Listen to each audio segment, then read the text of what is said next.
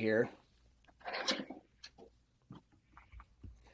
Hey everyone, and welcome to The Index, brought to you by The Graph, where we talk to the entrepreneurs building the next wave of the internet. I'm your host, Alex Kehaya, and today we are speaking with Sergey Vasylchuk, CEO and founder of Everstake. Everstake is the biggest decentralized staking provider in the blockchain industry, trusted by 625,000 users. I'm really excited to have you on the show today and to talk about Everstake, but also your efforts in Ukraine. As you know, you guys are from Ukraine, so I really want to shine a light on the work that you've been doing to help support the Ukrainian people and your homeland. Thanks for being on the show. Yeah, thank you for inviting me. Glad to talk to you as well. And yeah, Everstake is originally a Ukrainian company. The founders are Ukrainian. The first employees are Ukrainian, and currently the majority of the people have at least Ukrainian passport. But at the same time, since the invasion and the war happening of the Ukraine, I a bit reevaluate at people who I judge as Ukrainian. For me, it's less about having the passport. It's more about how you care about this country. I see many Americans who cares much more than unfortunately several of you of the Ukrainian. I even know few Russian people who cares much more than some of the Ukrainian. So for me, Ukrainian is a bit more wider audience, and wider people is how did you use so and what you did for the help of Ukraine. I have many Americans which I call Ukrainian.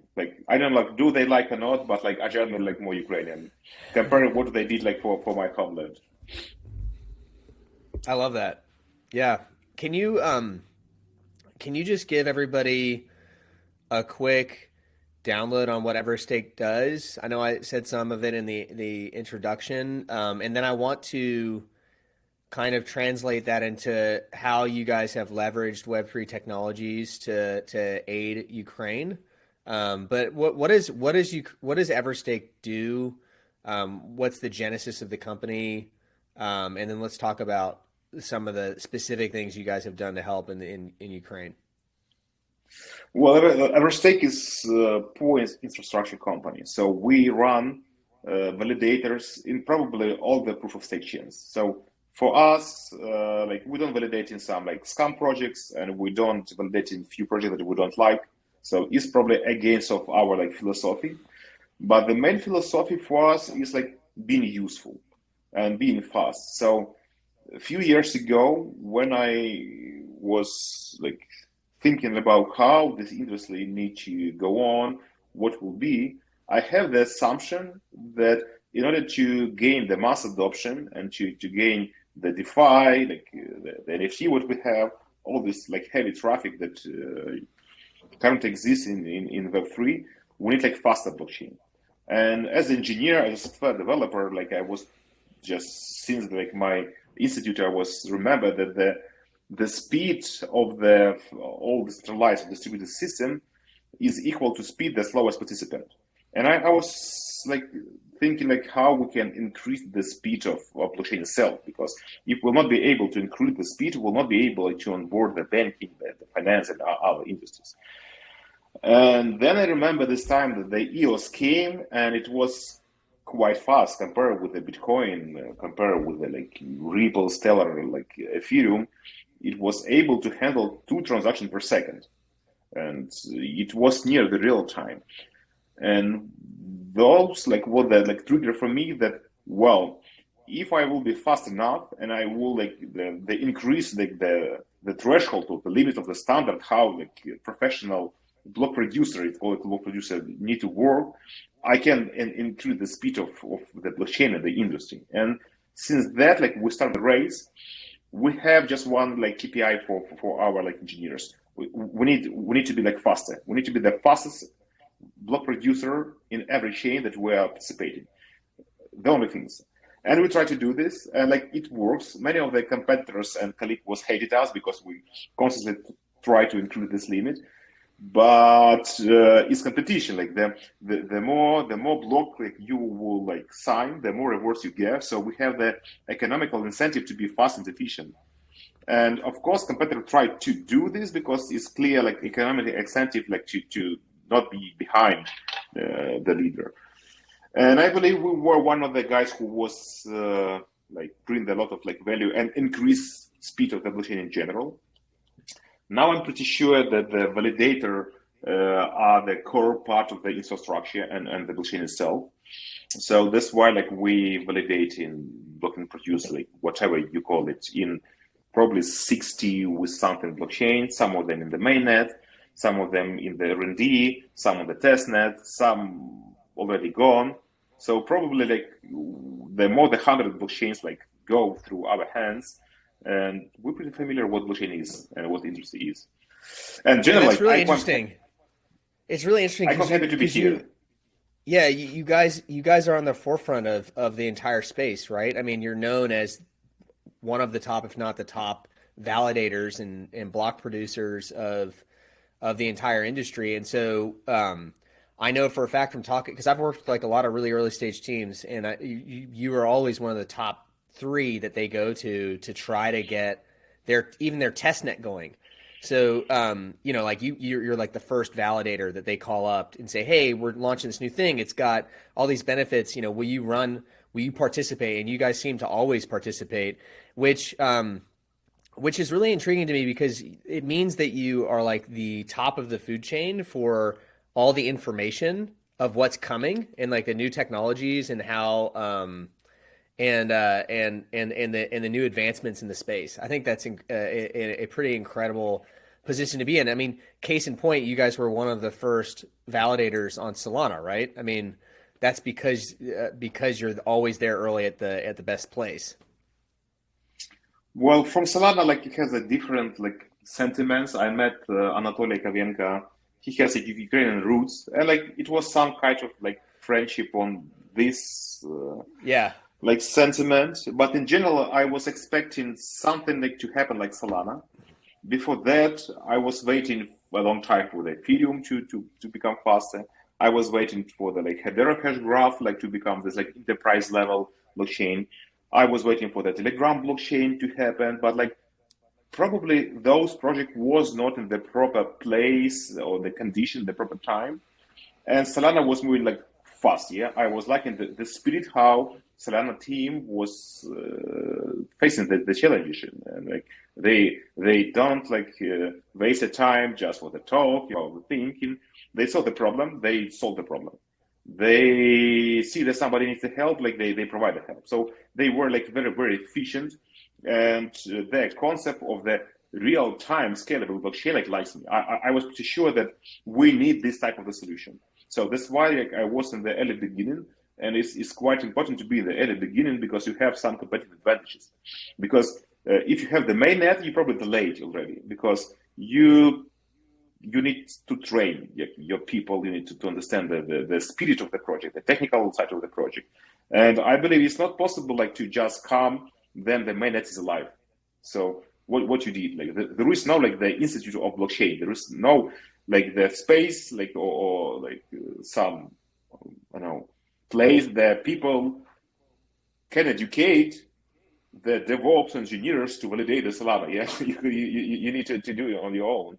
So that's why like test nets is something that you need to learn, you need to train, and it's another thing like to try to play things without huge responsibility because what it is responsibility. We have like a huge number of the token, a huge number of the people who trust us, and like fuck ups and fails like are inevitable, just part of the game. So if you will not be able like to play with this like fuck ups and games in the testnet, you probably could fail on the mainnet, and it's much more worse.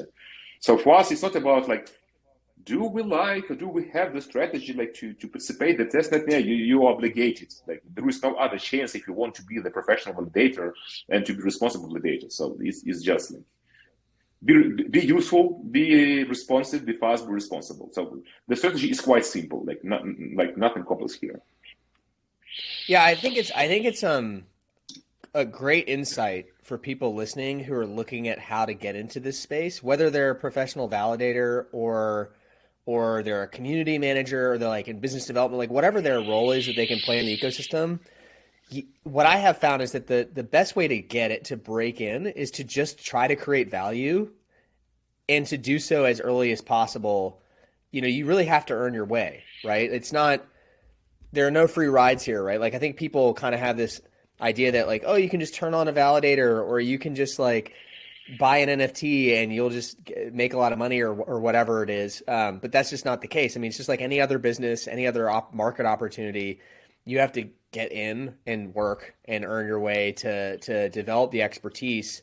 But once you do, like again with Everstake, that institutional knowledge that you guys have across all those chains that you support is super valuable now, right? And hard to build, hard to acquire all that knowledge over time.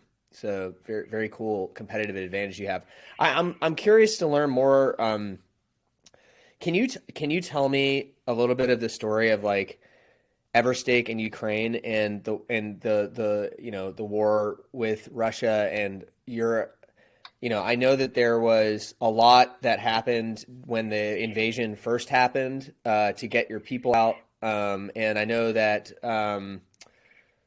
you've done a lot to help try to raise awareness and funding for Ukraine. Can you just tell the story from your experience of all that? Yeah, like it's hard story like to replay and remember, but like I will try. So as I said, like we're a Ukrainian team, and like our office was based in the Kiev, in the capital, in the heart. And one of the reasons that we forced to be in the single place because we manage the keys here. So it's hard to us like to trust someone around the world we don't have the access to. So we even have the security team, which like taking care about the physical security of the people who have the access to the key. It's not possible like to use some like cold warish or some like HSM on the early stage. You come to Solana, you come to like other blockchain which like haven't even clue that how they're cryptographic the world, and you need to have this key generated from the like command line instead of like having on the HSM. So it's one of the reasons that we're like very focused and concentrated in the Ukraine. But at the same time, like I was understanding that this is the risk of the physical access, to the people, and I was worried about their security, about security of the funds, about my responsibility, from the blockchain team, because like we call them partners. Each of the blockchain developers and blockchain like core team, I call them partners. And even before the war, even before the risk, we have the strategy that we can allow ourselves to be the single like point of failure. I was saying to the guys, hey guys, imagine that tomorrow the Russian missile or something happen, explosion in our office. We can't allow ourselves to disappear. So let's plan in advance some like actions in order to diversify our servers, to diversify the people and so on. So we are building quite in advance like backup system for the human and keys and hardware resources. So it was done like far away from like far advanced before the invention. But then then it was like started happening. We have quite like smart guys, the chief of security in our company, and he's military. And like his military knowledge and his ability to analyze all the stuff, he say like, well, like is a poor risk like of like it's happening. Like he become to raise the consortium very like far at once. And like also I remember from like my flight school, the risk matrix, and there is like quite unique things that they say there is a highly unlikely events with highly severe consequences. This means they learn pilot not to ignore the risk which they could trigger the crash. Yeah, like you should act this. And then like I was thinking, well, probably is the case. If no one even believes that it's happening, if it's happening, it will destroy like our business, our reputation, our people, like everything we're building. So I decided to act despite what will happen or not. So I was acting more as a manager to like manage the risk, like nothing special. So that's why I was talking to the people, hey guys, like let's move to other countries, like let's backup each other and so on. Be honest, like no one believe. They're like 90% of the people in my company think that I'm crazy. But I have some few tricks that like, hey guys, like, do you want to have the vacation on the Cyprus? Like, I pay. Like, the most difficult was to the top manager. So they said, hey, don't foolish us, like we know that the keys, we're smart guys, like give us like to work, don't bother us. But I also found some trick like to for them to have the corporate strategy session like in the Austria. So technically I just back up in the emergent state the people and the servers, which are part of the outbroad, part of the inside. So I was prepared. And then all this happening, I cannot believe on myself. So I know that I prepared, but I was prepared not to be it happened. And then it really happened, like it was a total disaster. So from the business point of view, we stay like operational, but from the mental point of view, we just killed, we just destroyed. We can do nothing. And only that that our system was quite robotic and autonomous.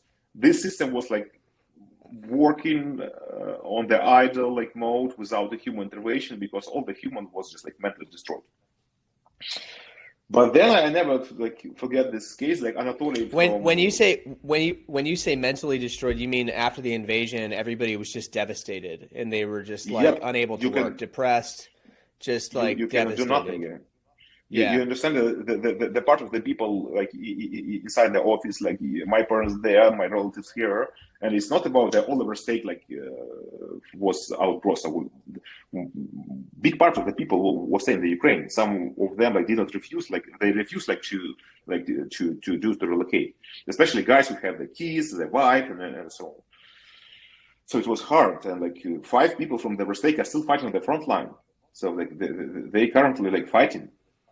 And like trying to figure out what is going on and how you can help, like is totally kill you. And it was just the few days, like seeing the news, like having the full like years of the teardrops, like and it was like I was thinking like an animal, like the human without the brains. It was like full of the like depression, emotion, and so on. And then I remember then like Anatoly called me and he said like, "What are you doing?" And I'm thinking like, shit, like I'm doing nothing. It's stupid, like it's stupid, like to sit like and doing nothing, like. But the next question, like, what I can do, and I was start to call in like guys who was on the front line, who was trying to figure out, and I think like, how can I help you?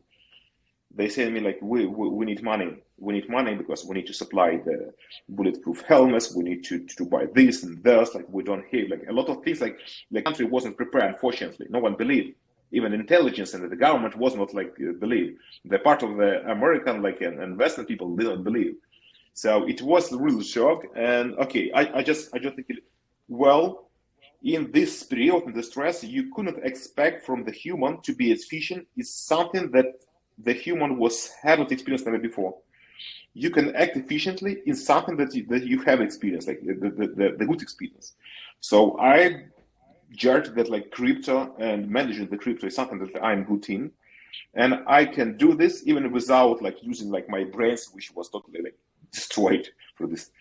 So okay, I have a crypto. I know that people need just funding, and like we need funding right now because during the invasion, the central bank like just denied, like prohibited all the transfer of the USD like foreign currency. So the biggest problem that we cannot buy the things that we need to supply for our like defense outbroad because we don't have the payment system.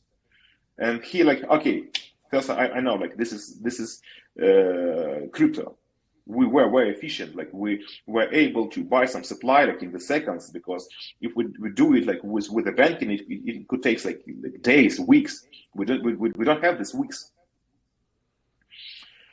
The next steps was many of the partners, I said like the blockchains was calling us like, hey guys, we're not from Ukraine, like how we can help you. I said like we need money. If you can help you with the money, just send us money, like any type of tokens, money will be transferred this to the appropriate people. And they will like it will be a help. It's the fastest way to help. The next thing that we struggled with was like scammers, because many of the people start to open some fake fundraising initiatives and trying to steal the money. So they know that people have not ability to verify, and unfortunately, many of the scammers gain some money. I hope they will die together with this money because, well, but it was, and I many of the partners was confused. Hey guys, we know 10 wallets which are accepting the crypto for army. Which of them are legitimate? And I was oh fuck, it's real disaster. And I was afraid that moreover the people are sending money. I cannot imagine how they upset that this money was stolen. And we were thinking how to figure out this. I called the guys and trades from the Ministry of Digital Transformation. It's one of the best ministry. They quite innovative, and in general, this is the guy who was a former developers, project managers, and tech entrepreneurs. So we speak the similar language, but they have this technology representative in the government. And I found everyone who was legitimate to making this crypto, to setting this crypto donation. We put it under the umbrella of the Ministry of Digital Transformation. We put the website on the .gov.ua domain. We have the control after this domain because the next thing we will have a huge DDoS attack. We never expect this DDoS attack as an alien, and that's why government domain was very helpful for us. So we made the umbrella. We unite all the efforts. The next things was we're struggling is how we can trust you that this money will be spent in the proper way. And here is the beauty of the DAO appears. We created the DAO with the signatures of the Everstake, of one local exchange, Ukrainian exchange, Kuna, one with the representative of the Ministry of Digital Transformation, guys from also the central bank of the government. So we created the setup, the trustworthy. People will see who all the people who was behind the signers of this money, who will be responsible, reporting for this money. And two guys from the government was one of them, so it was quite trustworthy. But you should understand, we solved this problem for the hours and days. So technically, we created the fundraising platform, which was trustworthy, which was transparent, and which was enough flexible to accept any tokens in the main blockchains. And but nothing was happening significantly. Yeah, there was not a huge donation. And then we started we need to prove the example. So we donate few millions. I know that we'll not name this names, but few of the partners of the blockchain also donated the millions. I know that Gavin Wood also had the million, few millions. Vitalik Buterin also had the millions. And then it began to grow. It began to grow and it was already serious. People will see if those big guys was donating to is exactly this aid for Ukraine, web page or the domain or the wallets is legitimate. And after that we just got enormous number of donation. And I see different it was few cents, it was few dollars. I see donation, anonymous donation for the million. I saw the donation which was reflect the year of the invasion of the Russia in different countries. So I was notified I see 90 45 90 38 and so on. I was googling and see that this is the date of some historical things around the Russia. So I wasn't saying this is Polish people, this is Czech people, this is Slovak people, and I was thinking, well, what we did, we just created the tool for any token holder around the world to have the impact, fast impact. Well, the next things we faced the few of the recipient was not able to accept the crypto, especially if it was interactive with the government. So we are thinking how to convert this money in the United States dollars in order to fund directly to the central bank, and they be able to act and buy on behalf of the Ministry of Defense. And big thanks for FTX, for all the guys who was involved in this, together with the founders, with the operational staff. So they technically did impossible. They open account for the DAO, or we can say they open account for the central bank for the Ukraine, and they permit us to liquidate some of this donation and send directly to the correspondent account of the central bank, which was also in the United States. So we were able even to bypass the Ukraine, but at the same time to put this money under control of the central bank or its authority. And then I understand that we build a system which like anyone could donate $1, $1 million, or $10 million, and for the few hours it will be available of the treasury of the Ministry of Defense. So, and it was done like for the few days. So imagine the power, or imagine the alternative, how we can do it with the like what they call like legacy system. How much it takes to register this type of the entity, how it takes like to engage the central bank, how we can engage like the million of the people. So I believe we did something which is not possible in other circumstances, and did like very efficiency. And then they understand the real power of crypto. It's not just about the technology, it's how we're able to mobilize the huge amount of the smart people, the people who care, people who are ready to protect the freedom and the industry, and make it for the few days and like act immediately. Unfortunately, those days was the most vulnerable. The Ukraine was most vulnerable, and after like we supplied the 50 millions, for those days was significant. We could like buy like many things. Many of the things I could like tell you what we bought, but many of the things was crucial like to protect the Kiev. Many of the things that was crucial like to hold some of the airports. So really impact like everyone, guys who hear me who was donated at least $1. Sorry. I'm gonna start crying too now. Shit. Oh man, that's So heavy. That's incredible. Incredible. Just thank you. Just thank you. You are best. Thank you for sharing that. I know that was hard. Yeah, I mean, it makes me. I think like the work that I do as an entrepreneur and as a professional is all about the impact that I can have on the world, and I think that's what drives most of us that do what we do. And you certainly had that impact, and I think you enabled the other people to participate in that positive impact, and it's unfortunate circumstances, but also kind of a dream to be able to do that. And we're lucky to be in the time that we are, where we can actually even have that capability, right? The time and space, the technology, the people. Taking a few days to put that together is like lightning fast.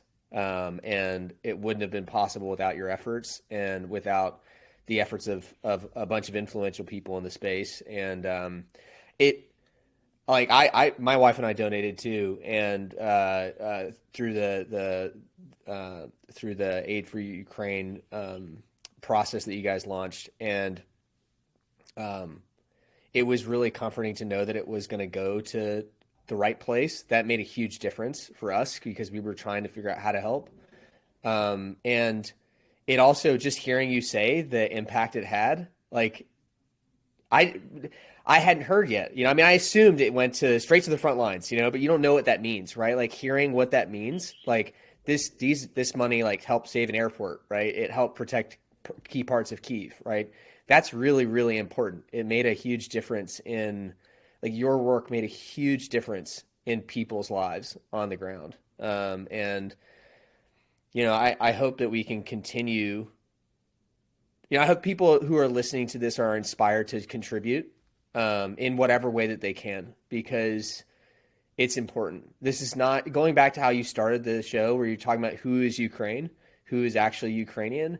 This is about the whole world. This is not about just one place and one people. It's about all of us. And I think, unfortunately, I think what we're trying to avoid is history repeating itself, right? We saw this happen in World War II. And similar, if you look back in history, like just similar narratives playing on around the world. And we need to, defending Ukraine is defending everybody, as far as I can tell.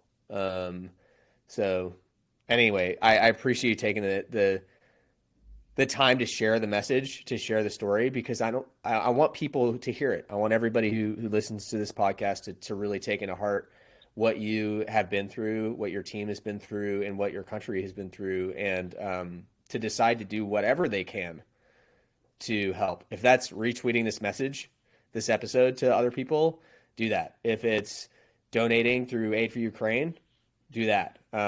Whatever you can do. On that note, like, how do people, because this is still available, right? Where do they go if they want to contribute to aid for Ukraine today? Because there's still a website up where they can actually make donations. Yeah, US website is up and running. Unfortunately, now the stream of the nation is decreasing. Like people exhausted, like mentally, financially, they exhausted, but we still require this. Now, like more governments like help us, but at the same time, like we're more efficient. Like we're more efficient from the time of the receiving donation and the supply and the drone on the front line. Like is the days, sometimes it's the hours. So like, it's quite efficient because we work with the people on the ground. You can visit my website. You can visit my Twitter. There is several links. Please don't trust like any other links which don't have the .gov or like government official domain. It probably could be the scam. See this Aid for Ukraine on the Ukrainian government domain, and you will find like a bunch of the wallets, like probably like 15 blockchains accept. Like you can donate it with any tokens, like USD, USDC, like Solana, like Bitcoin, Ethereum, like Icon, like whatever. Like you will see the list of the coin. Please do it. And like sometimes later after the war will lower, it will be more secure. We'll show you like how for example one drone which like costs 3,000 Ks, like $3,000, is destroying the like hell machine like for the $3 million.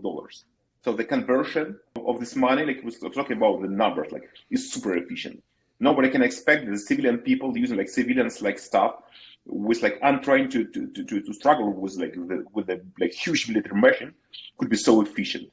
So I believe that any one single dollar which like went to this initiative, it have the like 1,000 or the million impacts on the front line. We'll show you a bit later. Like run like currently we cannot, but we'll show you this video and this impact a bit later. That is but amazing. in general, like you're right. Like it's unfortunate that we use this like power technology like to have the war impact. But if we like try to scale out a bit from the Ukraine and this war, we can see like other takeaways there. So the blockchain is in the crypto is the technology which I call it we can unite or gather our usefulness here. So we can be useful, and if we can somehow like join with all other users of the force, the impact could be huge. It will be like much more than the to be useful from a single man. Yeah. And another stuff that like one of the like official of the government said to me, he was asking like, how guys you was able to attract the attention and the time of the probably unemployed people. The people who were participate in this initiative, they typically are not employable. We cannot like pay them and hire and try to achieve together the same type of like of the impact. So we did the system which gather for the free for the like few seconds or the few days the most advanced mind which are unemployable. So technically we did the impossible. And it's only because those people are able in the real time to track the impact on some specific field. And it's bring me the another case. Like this is like our strategy of the Ukraine be useful. It could be scalable for the another cases for the like disaster recovery, for other stuff. The government or other official like are not so useful. So it's some types of the special force with the like group like huge amount a huge number of the smart people around the world, and they still could be like anonymous. So we need to learn from this case. We need to have the takeaways and probably to build some scalable solution which will be working like over the government and over the country. Now I believe that like the freedom and the voice of the freedom and the willing of the people like is unstoppable. And for me, blockchain is just another things like which could empower this. So it's just the new paradigm, the new platform to unite the people. It's not just about the DeFi and the NFT. Yeah, it's like how you can like join the global force and make the huge impact. Yeah, I think that is very important to point out. And I've talked about. I've been doing podcasts. I've had two shows since 2018. I think was when I started my first one. And that specific show was all about the intersection of human rights, democracy, and technology and Web3. And I think this is a very concrete example of how these technologies can enable especially in emerging markets with where governments maybe are not able to provide the basic things that, like disaster relief, right? Like those kinds of things where now the global community can self-organize in a permissionless way to help with these kinds of humanitarian crises. And so it's I think I agree, we have to learn from this and figure out how to scale this to other initiatives. I think one of the interesting learnings will be, I think one of the hard parts of what you did, the really hard parts, is not just the coordinations with like all the smart people, but how you connected this with the government in a credible way so that like on the ground, the money actually was distributed efficiently to have real impact in like a very short period. That's the place where like the infrastructure in many countries doesn't exist to make that happen, is my understanding, right? In many countries, the infrastructure for that last mile is like a really hard part where it's like, hey, I sent you USDC. How do I use that to buy bread for people who need it? And I think, with FTX's help and the Ministry of Defense being pretty progressive, or sorry, the digital, what was it? Ministry of Digital Affairs is what it's called. Being really active with you, you were able to get that done. But yeah, it'll be interesting to explore, and I'd love to, help with that as you guys get some. It's going to be, I think, a while before we are able to focus on that. But when you are, I would love to talk again about that. Now, it transformed like to more like sustainable like fund. Like by the way, after we passed the 50 millions, the threshold, not the threshold, but 50 millions in total donation, like our President Zelensky signed a law. Like crypto is legal tender like in Ukraine. So the virtual assets is something is not like out of the legal base. And I saw I'm also put in some group which working on the next laws and legislation in the Ukraine. And I believe after this war, Ukraine become the very comprehensive jurisdiction to handle. They plan to charge us 5% of the trading fee, or just 5% of the gain, whichever gain it is, and it will be fair, and it will be the government support of this technology who technically help to thrive the government. I believe we'll have the crypto hub in the Ukraine after we win this war. But at the same time, it was not without the problem. I said, we had a huge attack. We had a huge attack on the websites. So we work with all the team of the engineers on the our Everstake and the partners. Exchange Kuna was also participating in this. It's not about the Everstake. It's the whole of the community which working on this. I don't like to mention anyone from the list, because if I mention, I can forget someone else. So we just call the crypto community. So we need to imagine job, but at the same time it was attacked. And then I also realized that we have the weak parts. Web 2 is generally the weak part. The website was tried to attack by the DDoS. The RPC level was tried to attack by the DDoS. So probably the Russian of their partners, they try to do all the best to down the site, and they was succeed in few of them, but they were not able to down the blockchain itself, the layer. And for me, the consensus layer, and for me it was another type of the outcome that we're thinking that we already built the sustainable Web3, but it is not. We still have the very weak part, fragile part. The only sustainable is the blockchain, but then let's talk about the RPC. It's fragile. People could attack this, or people could censor it where they're attacking the domain, attacking the provider. So we need to decentralize to make it efficient, this layer. The next stuff is domains, yeah? Only because we have the government domains, it was under the government control, we're able to control and keep it. Then the hosting, the people who will, or the company who will be hosting the front end style, the application itself. So it's too early to claim that we build Web3, which is sustainable. It's not, guys. We just close at 25% of the required things. Yeah. We need to work more and more. Yeah, and this is why you guys are, I forget what you named it, but you have a decentralized RPC gateway that you're building that Everstake is, which is trying to solve one of these problems. Yep, we try to build a decentralized RPC, and it it could sound strange, but in the design, the concept, we also put the risk of the team. Like we're thinking, like, well, what happens if Everstake will disappear tomorrow? It could happen. Unfortunately, it happens. Like the history proves, we cannot reject this. So that's why we're trying to build some type of the system which will incentive like other people to join. Some of the software which will be constantly tracking the available like public RPC. I want to build some incentive system like, to other people to join.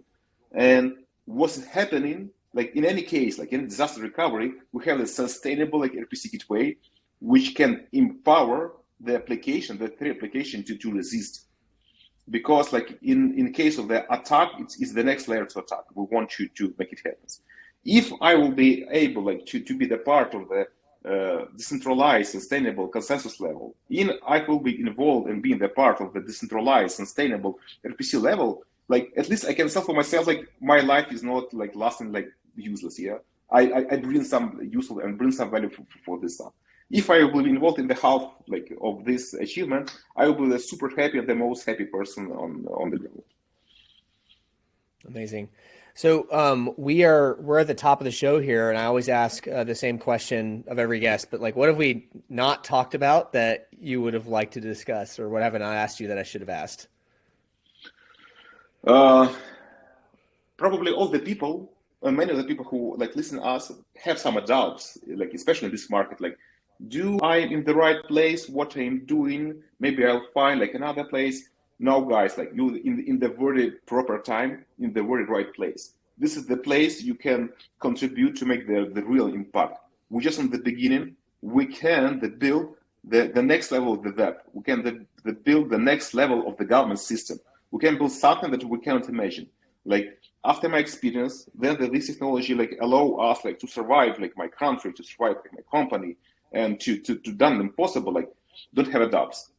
Like we're the early adopters of the most advanced technology will impact the whole world. Like, believe me, it's my case, and like I am like not 100,000% sure that I'm in the proper time in the proper place. The only things like my strategy, like for all the world, is just be useful. I was trying to be useful for my customers. I was trying to be useful for my governments.